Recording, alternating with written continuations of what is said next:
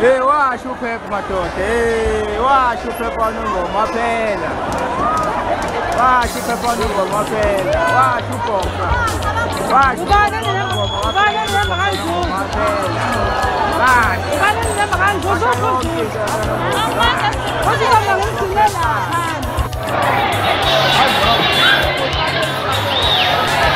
No le monto lengaze isiphezulu ngoba wazi ukukhamisela. Ushone ngabantu abayisisulu.